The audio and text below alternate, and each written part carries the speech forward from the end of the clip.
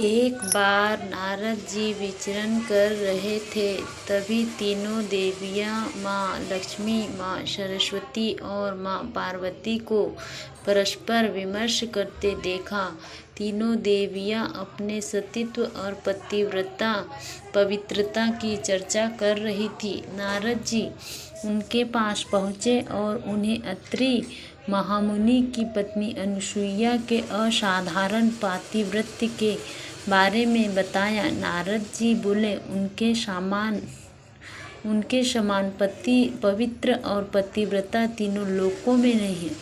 तीनों देवियों के मन में अनुसुईया के प्रति ईर्ष्या होने लगी। तीनों देवियों ने सती अनुसुईया के पातिव्रत्य को खंडित के लिए अपने पतियों को कहा। तीनों ने उन्हें बहुत समझाया, पर वे राजी नहीं हुए।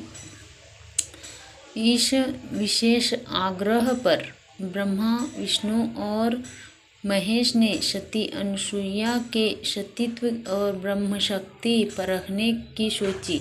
जब अत्रि ऋषि आश्रम से कहीं बाहर गए थे, तब ब्रह्मा, विष्णु और महेश तीनों ने यतियों का भेष धारण किया और अत्रि ऋषि के आश्रम में पहुँचे तथा भिक्षा मांगने लगे। अतिथि सत्कार की परंपरा के चलते सती अनुसुईया ने त्रिमूर्तियों का उचित रूप से स्वागत कर उन्हें खाने के लिए निमंत्रण किया, लेकिन यतियों के भेष में त्रिमूर्तियों ने एक स्वर में कहा, हे साध्वी, हमारा एक नियम है कि जब तुम निर्वस्त्र होकर भोजन परोसोगे तभी हम भोजन ग्रहण करेंगे। अनुसुईया असमंजस में पड़ गई कि इससे तो उनके पातिव्रत्य के खंडित होने का संकट है। उन्होंने मन ही मन ऋषि अत्रि का स्मरण किया। दिव्य शक्ति से उन्होंने जाना कि यह तो त्रिदेव ब्रह्मा, विष्णु और महेश है। मुस्कुराते हुए माता अनुसुईया बोली, जैसी आपकी इच्छा। तीनों यतियों पर जल छिड़क कर उन्हें 3 प्यारे शिशुओं के रूप में बदल दिया। सुंदर शिशु देखकर माता अनुसुईया के हृदय में मातृत्व भाव उमड़ पड़ा। शिशुओं को स्तनपान कराया, दूध भात खिलाया, गोद में सुलाया। तीनों गहरी नींद में सो गए।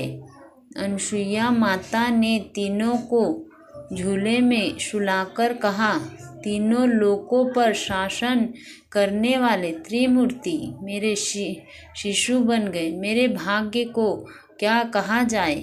फिर वह मधुर कंठ से लोरी गाने लगी। उसी समय कहीं से एक सफ़ेद बैल आश्रम में पहुंचा।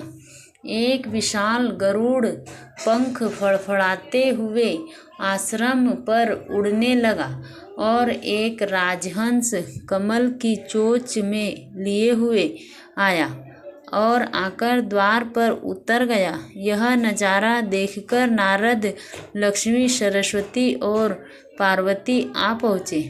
नारद ने विनयपूर्वक अनुसुईया से कहा, माते, अपने पतियों से संबंधित प्राणियों को आपके द्वार पर देखकर यह तीनों देवियाँ यहाँ पर आ गई है। यह अपने पतियों को ढूंढ रही है। इनके पतियों को कृपया इन्हें सौंप दीजिए। अनुसुईया ने तीनों देवियों को प्रणाम करके कहा, माताओं, झूलों में सोने वाले शिशु अगर आपके पति हैं तो इन्हें आप ले जा सकती है। लेकिन जब तीनों देवियों ने तीनों शिशुओं को देखा तो एक समान लगने वाले तीनों शिशु गहरी निद्रा में सो रहे थे। इस पर लक्ष्मी, सरस्वती और पार्वती भ्रमित होने लगी।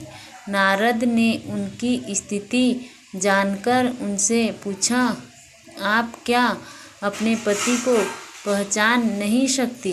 जल्दी से अपने अपने पति को गोद में उठा लीजिए। देवियों ने जल्दी में एक एक शिशु को उठा लिया। वे शिशु एक साथ त्रिमूर्तियों के रूप में खड़े हो गए। अब उन्हें मालूम हुआ कि सरस्वती ने शिवजी को, लक्ष्मी ने ब्रह्मा को और पार्वती ने विष्णु को उठा लिया है।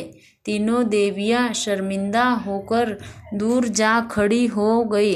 तीनों देवियों ने माता अनसुईया से क्षमा याचना की और यह सच भी बताया कि उन्होंने ही परीक्षा लेने के लिए अपने पतियों को बाध्य किया था। फिर प्रार्थना की कि उनके पति को पुनः अपने स्वरूप में ले आए। माता अनसुईया ने त्रिदेवों को उनका रूप प्रदान किया। तीनों देव सती अनसुईया से प्रसन्न हो बोले, देवी वरदान मांगो। त्रिदेव की बात सुन अनसुईया बोली, प्रभु आप तीनों मेरी कोख से जन्म ले, ये वरदान चाहिए, अन्यथा नहीं। तभी से वह माँ सती अनसुईया के नाम से प्रख्यात हुई तथा कालांतर में भगवान दत्तात्रेय के रूप में, भगवान विष्णु का चंद्रमा के रूप में, ब्रह्मा का तथा दुर्वासा के रूप में भगवान शिव का जन्म माता अनसुईया के गर्भ से हुआ। मतांतर से ब्रह्मा के अंश से चंद्र, विष्णु के अंश से दत्त तथा शिव के अंश से दुर्वासा का जन्म हुआ। बोलिए मैया सती मैया की जय। पसंद आए तो लाइक कीजिए, सब्सक्राइब कीजिए दोस्तों।